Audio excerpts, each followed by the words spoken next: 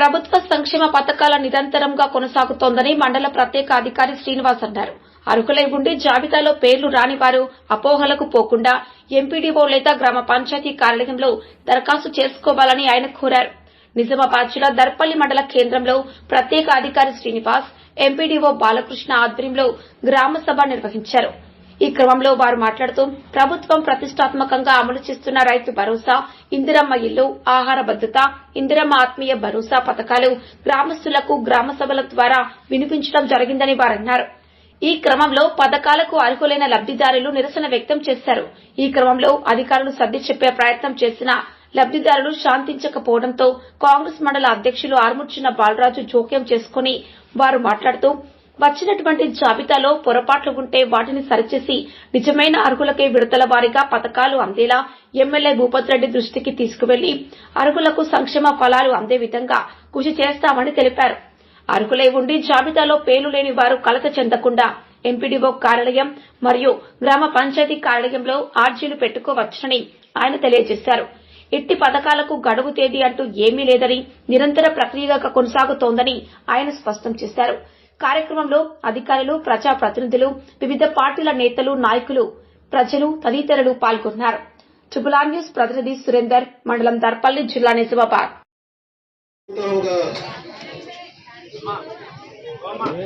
ఒక్క నిమిషం, మేము మాట్లాడేది మీ అందరికి వినపడాలి. ఇంతమంది ఉన్నారు కదా, మేము మాట్లాడేది మీ అందరికి వినపడాలి. ఆ లబ్ధిదారుడు ఎవరన్నది కూడా మీకు తెలియాలి. దాని కొరకే ఈ గ్రామ సభ పెట్టాం. ఇందులో ముఖ్యంగా అందరూ కూడా గమనించాల్సింది ఏంటంటే, ఇప్పుడు ఏదైతే పేర్లు చదువుతున్నామో ఇది సర్వేలో చేసిన భాగమే. వీళ్ళకు మంజూరైందని మాత్రం కాదు, ఇది గుర్తుపెట్టుకోండి. మేము 2 నెలల నుంచి సర్వే చేసినాం. ఈ సర్వే చేసిన దాంట్లో కొంత డాటా మాకు ఎలిజిబిలిటీ అన్నది కనిపించింది. దీంట్లో ఎవరైనా నేను మీ గ్రామంలో ఒక 10 ఎకరాలు ఉన్నది, నేను ఇనెలిజిబుల్, మీరు ఖచ్చితంగా ఇది ఇనెలిజిబుల్ అని చెప్పాలి. మాకు కూడా తెలుస్తుంది. మేము ఎందుకు చెప్పాలి సార్ అని మీరు ఒక అనొచ్చు. నేను చెప్పి సార్కు నేను దుష్మన్ అవుతానా? కాదు, మేము కూడా తెలుసుకుంటాం. మీరు చెప్తే ఈజీ అవుతుంది. దీంట్లో మేము సర్వే చేసిన దాంట్లో ఒక లిస్టు తయారు చేసినాము. ఈ లిస్ట్ అనేది ఇప్పుడే ఫైనల్ కాదు, మీ అందరూ ఆమోదించిన తర్వాతనే ఇది ఫైనల్ అన్నప్పుడే మేము ఆమోదిస్తాము, అప్పుడు మంజూరు పొందుతాం. అప్పటిదాకా పంపము. మీకు ఎవరైతే దీంట్లో ఈ లిస్ట్ లో రాలేదో రాని వాళ్లకు ఖచ్చితంగా మీరు దరఖాస్తులు ఇవ్వండి. మేము వాటిని మళ్ళీ కూడా రీసర్వే చేసి ఎలిజిబిలిటీ ఉంటే వాళ్ళకు వచ్చే ఏర్పాటు చేస్తాం. ఎవరు కూడా తిన్నా నారాజు కావద్దు, అపోహ కూడా అవసరం లేదు. వీళ్ళు నావోళ్ళు వాళ్ళు నావోళ్ళు అనేది కూడా ఏది లేదు. అందరూ సమానమే, అందరికి కూడా ఇస్తాం. ఇప్పుడు 4వ పథకం సంబంధించి ఇందిరమ్మ ఇళ్లకు సంబంధించిన జాబితా చెప్తారు. దీంట్లో మీరు ఇప్పుడు ఈ రేషన్ కార్డులలో కూడా ఒకటి గమనించాలి. దీంట్లో మంచి అవకాశం వచ్చింది. చాలా కాలం తర్వాత మనకు ఒక మంచి అవకాశం వచ్చింది. ఏమైందమ్మా?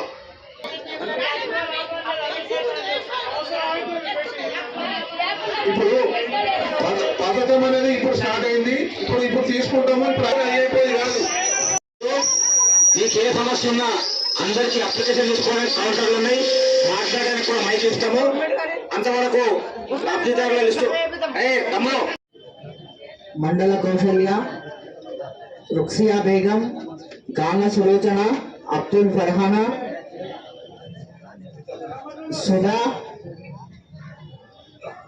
సుధా, ఎర్రోల సుమలత, గుడిజాల లక్ష్మి, కమ్మరి గంగాధర్, సోంచా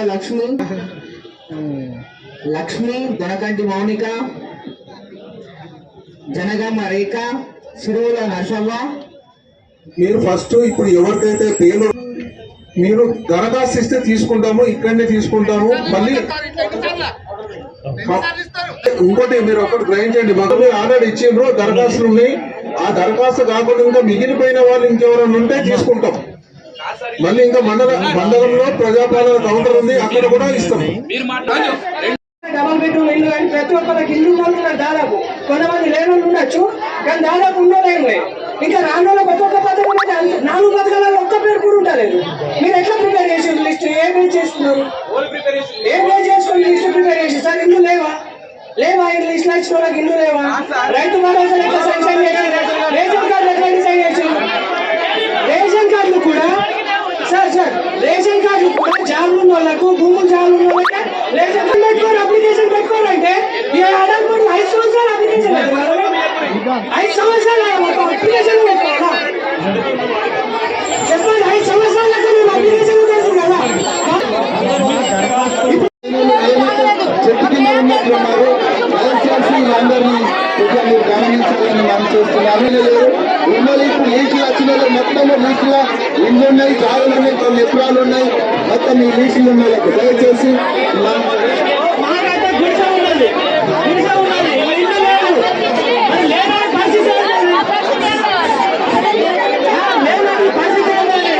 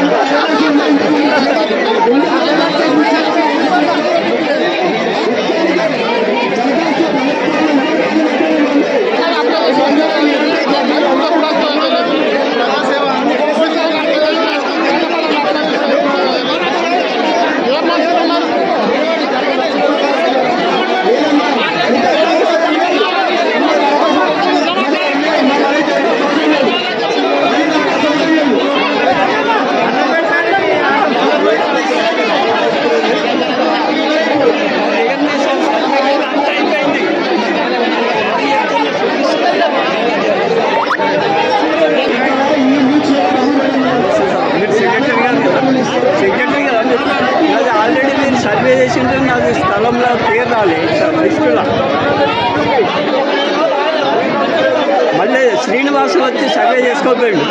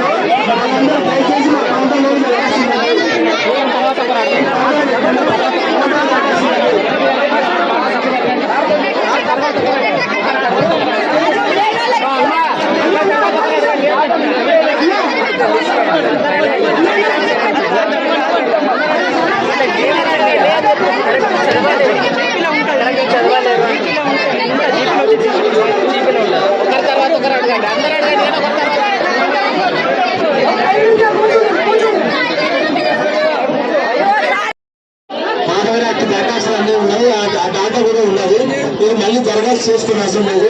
ఇంతమంది ప్రజాపాలన దరఖాస్తు ఇచ్చి మీకు రసీదు పొంది ఈ రోజు సర్వేలు ఎట్లున్నాయంటే ప్రతి ఒక్కరు సర్వే చేసినప్పుడు సర్వేల ప్రకారంగా మీరు ఇచ్చిన లిస్టు ప్రకారంగా మేము వచ్చాయంటారు. ఈ రోజు నేను ఒక విషయం చెప్తున్నా, మన ఊరికి ఒక పిల్లని ఇవ్వడానికి వాళ్ళు వస్తే అతనికి భూమి ఉన్నదా, జాబ్ ఉందా, పిల్లగాడు మంచోడా, తండ్రి మంచోడా, తల్లి మంచోడా అని ఎంక్వైరీ చేసి మనకు పిల్లని ఇవ్వగలుగుతారు.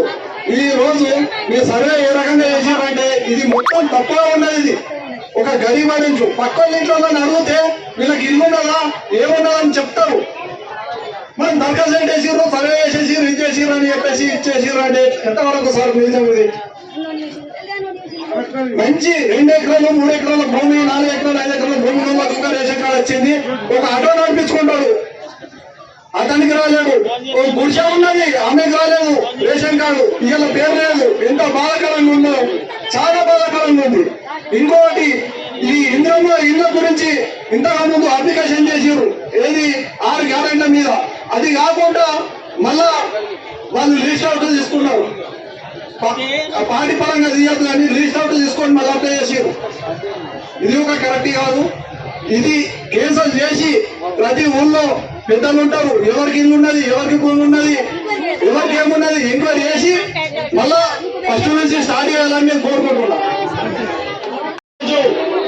ప్రజాపాలన పేరు మీద మన దగ్గరికి అధికారులు రావడం జరిగింది.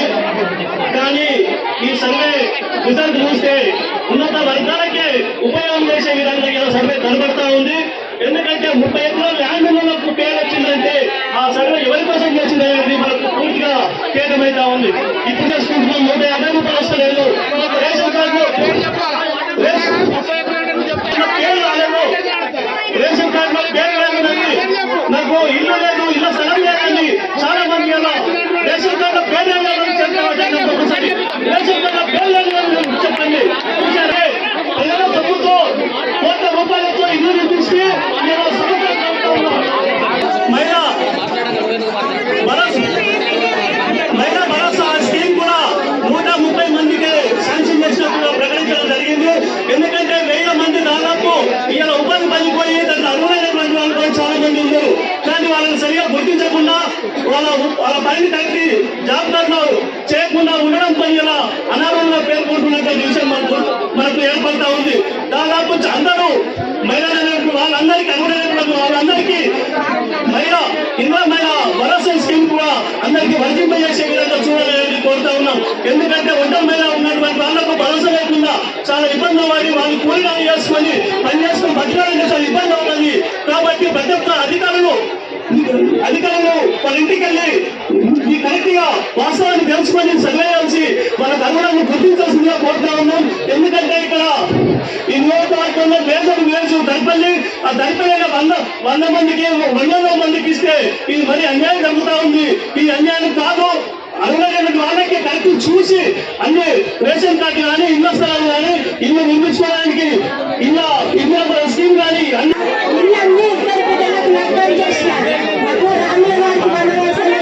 వచ్చింది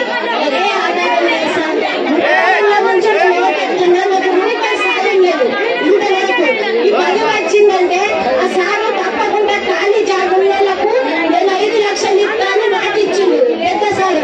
అవుట్ల మాకు ఆశ కలిగింది. నేను ఏం కోరుకోలేదు సార్. పక్షులకు ఆధారం ఉందని నాకు ఆధారం లేదు. ఖాళీ ఉండనందుకు ఖాళీ గుడిసైనా సరే నాకు ఆధారం లేదు. అంతే 10,000 నమస్కారం సార్. బతుకుతా ఇంతే లేదు, ఇల్లు లేదు, పట్టించుకోరు.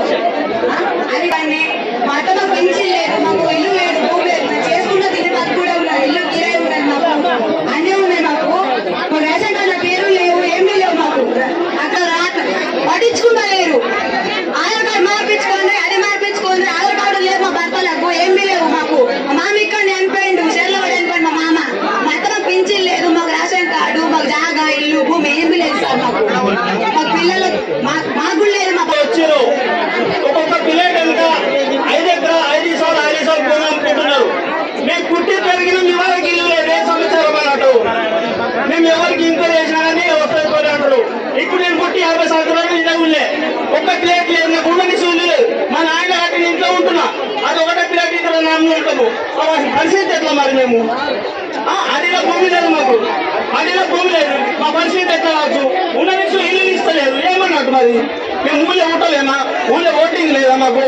మాకేం హక్కు లేదు చెప్పండి. ఈ పెద్దలు పరిష్కరించండి. ఉన్న వారికే 3 ప్లేట్లు 4 ప్లేట్లు ఉంటున్నాయి.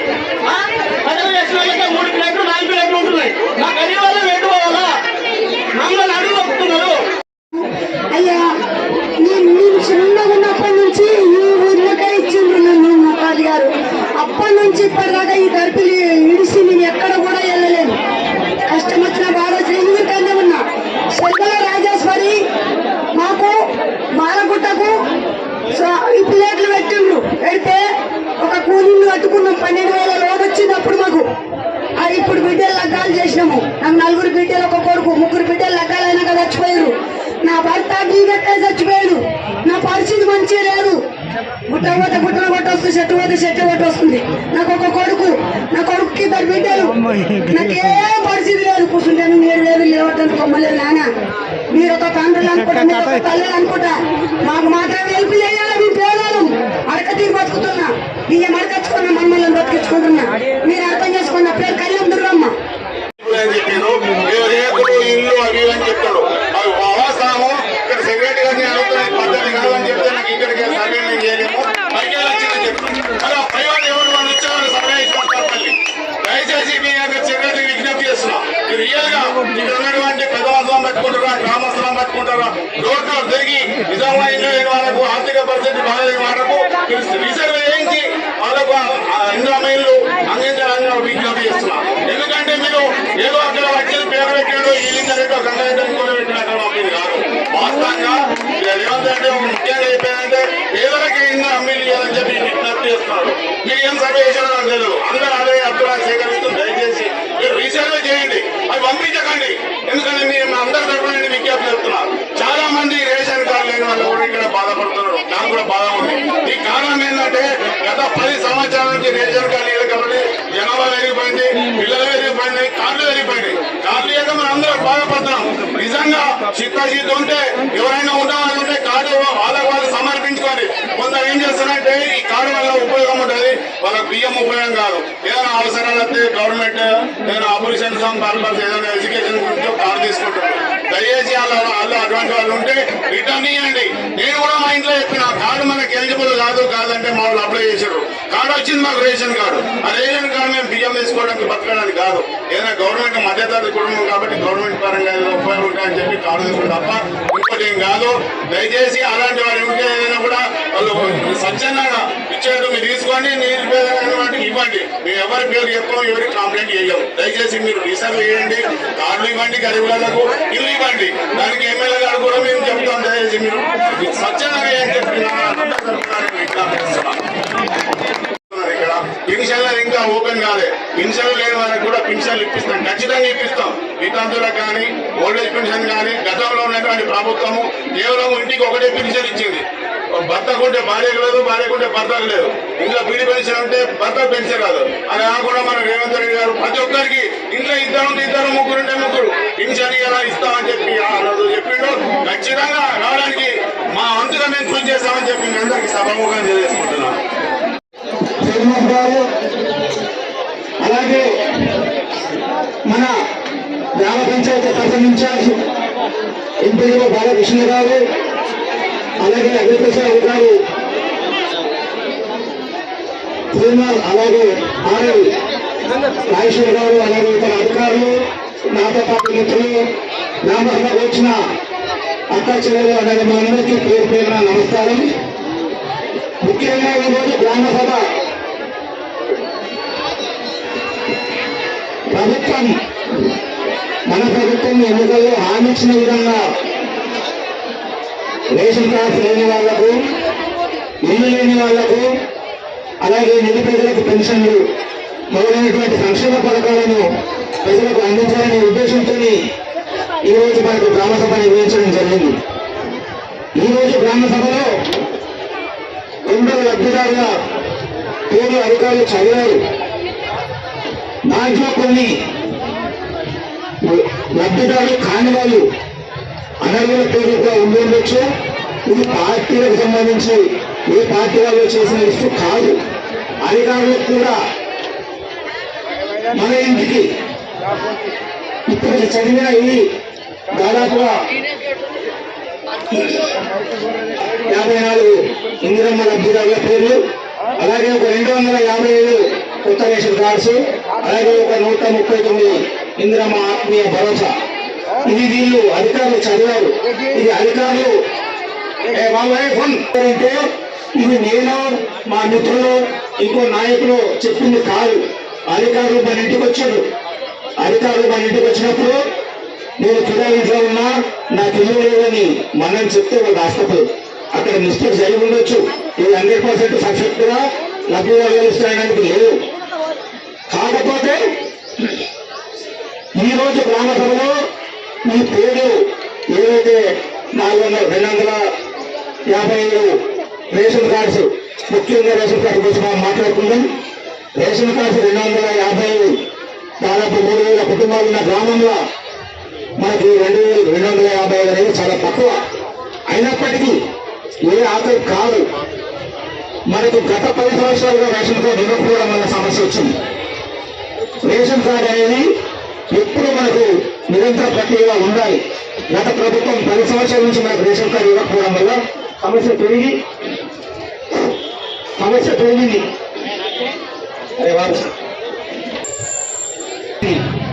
మరి ఈ రోజు రేషన్ కార్డులో 255 రేషన్ కార్డు, మనకు 255 కుటుంబాలకు రేషన్ కార్డులు ఇవ్వడం అంటే చాలా పెద్ద సంఖ్యనే. అయినప్పటికీ చాలా మందికి రాలేదు. రాకపోయినా ప్రభుత్వం మనకు ప్రతి అర్హులైన వాళ్లకు రేషన్ కార్డు ఇవ్వాలనే ఉద్దేశంతో మరి మన సమస్యలను గుర్తుంచుకొని మన కోసం వచ్చినప్పుడు మరి మనం ఎవరికి సమస్య ఉన్నా ఈరోజు నేను ముఖ్యంగా మన విద్యావంతులకు, మన మీడియా మిత్రులకు నేను అప్పీల్ చేస్తున్నా. మనం ఇంత అధికారుల ముందు గొడవ పెట్టుకుంటే మన సమస్యలు పరిష్కారం కావు. ఖచ్చితంగా ఎవరైతే లబ్ధిదారులు ఉన్నారో, రేషన్ కార్డు రాని వాళ్ళు కానీ, ఇందిరమ్మ ఇల్లు రాని వాళ్ళు కానీ ఖచ్చితంగా మనకు అప్లికేషన్ కౌంటర్లు ఉన్నాయి. ₹1 కూడా ఖర్చు లేకుండా మీ దగ్గర అప్లికేషన్ తీసుకుంటుంది. ఆగమ్మ తీసుకోకుండా అప్లికేషన్ తీసుకుంటుంది. దాంతో పాటు మన ఇంటికి వచ్చి సర్వే చేస్తుంది. ఇంటికి వచ్చినప్పుడు సర్వేలో మనం తప్పుడు చెప్తే తప్ప తప్పుడు లిస్టు రాదు. తప్పుడు లిస్టు వచ్చినప్పటికీ మీరు అన్నట్టు డబుల్ బెడ్ మన ఇందిరమ్మ ఇల్లు రాని, కొత్త రేషన్ కార్డులలో రాని, భూమి ఉన్న వాళ్ళు, ఇల్లు ఉన్న వాళ్ళు లిస్టుల్లో వచ్చినాయి. అవన్నీ కూడా ఎవరు పేరు పెట్టి చెప్పకపోయినా మేము చెప్తాం, మాకు భయం లేదు. ఎవరైతే అనర్హుల పేర్లు ఉన్నాయో ఖచ్చితంగా తీసేపిద్దాం, అర్హులందరికీ ఇప్పుతాం. దయచేసి ప్రతి ఒక్కరికి ఇంకా 2 గంటలు కానీ 4 గంటలు కానీ గ్రామ సభ మనం కొనసాగించడం. ఎవరికి ఏ సమస్య ఉన్నా ఒక్కొక్కరుగా చెప్పేటప్పుడు మిగతా వాళ్ళు మాట్లాడుకుంటే ఒక్క మనిషి సమస్య ఒక మనిషిదే కాదు, ఆ సమస్య దాదాపు 50 మందికి ఉంటుంది. చెప్పడానికి మనం అవకాశం ఇస్తే అది 50 మంది సమస్య అధికారులకు తెలుస్తుంది. వాళ్ళు పరిష్కరించడం కోసం ప్రయత్నం చేస్తాం. ఇక్కడ మేము వచ్చింది ఏదో అధికారమే రాలే, ప్రభుత్వానికి అధికారులకు మనకు మధ్య ఉన్న సమస్యలు ఎమ్మెల్యే దృష్టికి తీసుకుపోవడానికి. ఇక్కడ మీరు సమస్యలు చెప్తే మాకు తెలుస్తాయి, అధికారులు పరిష్కారం కోసం ప్రయత్నం చేస్తాం. మేము ఎమ్మెల్యే గారి దృష్టికి తీసుకుపోవడం. గొడవలు పడ్డంత మాత్రాన అరిచినంత మాత్రాన మన సమస్యలు పరిష్కారం కావు. ఇది ఒక్కరోజుతో నాగేది కాదు. దాదాపు కొందరి బాగుంది. డబుల్ బెడ్రూమ్ ఇళ్ళకి అప్లికేషన్స్ పెట్టుకున్నారు. ఈ రోజు డబుల్ బెడ్రూమ్ లో ఇళ్ళ గురించి ఇక్కడ ప్రస్తావన లేదు. దాంట్లో ఇంకా పని చేయవలసింది ఉంది. ఆ పని కంప్లీట్ అయినాక దాని గురించి సపరేట్ గా లిస్ట్ వస్తుంది. దాని గురించి కూడా గ్రామ సభ ఉంటుంది. గ్రామ సభలనే లబ్ధిదారుల ఎంపిక ఉంటుంది. ఈ రోజు మనం లిస్టు చదివినాం, కానీ డబుల్ బెడ్రూమ్ ఇళ్ళ రోజు లిస్టు చదివిన వాళ్ళందరూ ఒక పక్క కూర్చుండబెట్టి వీళ్ళంతా నిజంగా అర్హులైన కాలాన్ని మనందరి ముందు గుర్తించిన తర్వాతనే మనం ఇద్దాం.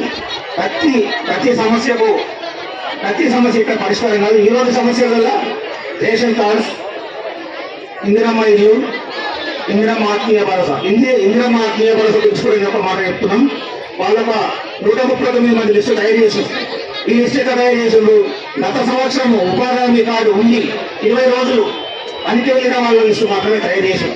మరి ఒకవేళ పోయినసారి గత సంవత్సరం మనం ఉపాధి హామీకి వెళ్ళకపోవచ్చు, అనారోగ్యంతో కారణం కావచ్చు, లేదా ఇంకా ఏదైనా శుభకార్యమో పెళ్లిలో ఉండి కావచ్చు. మరి మనం పోయిన సంవత్సరం మనం ఉపాధి హామీకి వెళ్ళకపోయినప్పటికీ ఉపాధి హామీ కార్డు ఉండి భూమి లేని వాళ్ళు ఉంటే దరఖాస్తు పెట్టించండి, ఖచ్చితంగా మనకు ఆ పెన్షన్ వస్తుంది. కొత్త రేషన్స్ లో కూడా కొన్ని పొరపాట్లు ఉన్నాయి. పొరపాట్లు మన దగ్గర కూడా ఉన్నాయి. ఒక పెళ్ళైన అమ్మాయిని మన కుటుంబంలో ఉన్న రేషన్ కార్డు నుంచి మనం తొలగించకపోవడం వల్ల పెళ్ళైన అత్తగారింట్లో ఆ అమ్మాయికి అప్లికేషన్ పెట్టుకుంటే అది రిజెక్ట్ అవుతుంది. ఆ ప్రాబ్లం మన ఇంటికి వచ్చిన ఆడపిల్లకి కూడా వర్తిస్తుంది. మరి ఎవరైనా పెళ్ళైన అమ్మాయిలై వాళ్ళ పుట్టింట్లో ఆ పేరు తొలగిస్తేనే అత్తింట్లో ఆ పేరు ఎలిజిబుల్ అవుతుంది. రిజెక్ట్ కారణం, అది కూడా ఒక కారణం అవుతుంది.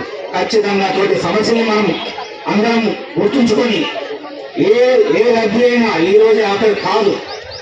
మనం సమస్యల పరిష్కారం కోసం ఈ రోజు గ్రామ సభ ఏర్పాటు చేసుకున్నాం. అధికారులకు సహకరించండి. సమస్య ఒకరు మాట్లాడినప్పుడు 20 మంది ఆగితే అది ఒక్కటి సమస్య కాదు, 20 మందికి అదే సమస్య ఉంది. కాబట్టి ఎవరైనా మాట్లాడచ్చు. యువకులకు నేను ప్రత్యేకంగా ఆహ్వానిస్తున్నా, ఒక్కరు మాట్లాడండి, సమస్య చెప్పండి. 2 గంటలు కానీ 4 గంటలు కానీ గ్రామ సభ కొనసాగించడం.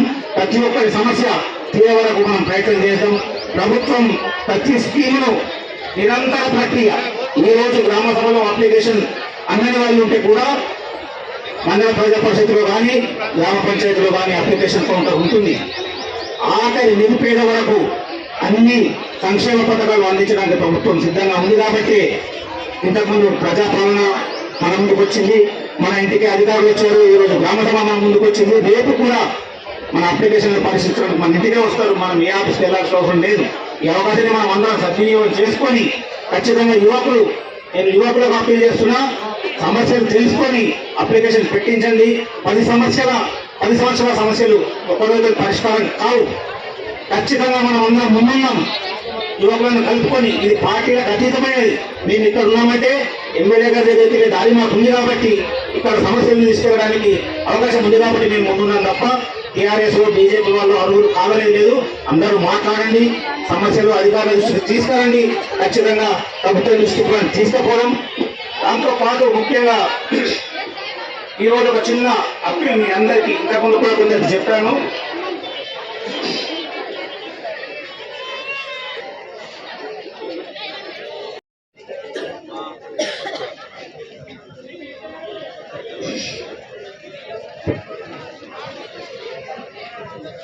ఇల్లు నంబరు 8-129.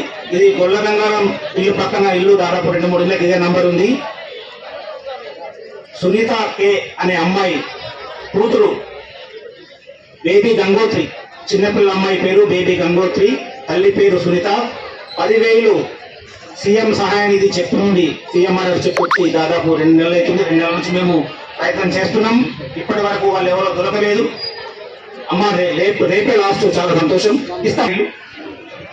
ఒకరి సమస్య కాదు, అందరి సమస్య ఖచ్చితంగా పరిష్కరించబడుతుంది. మాట్లాడండి.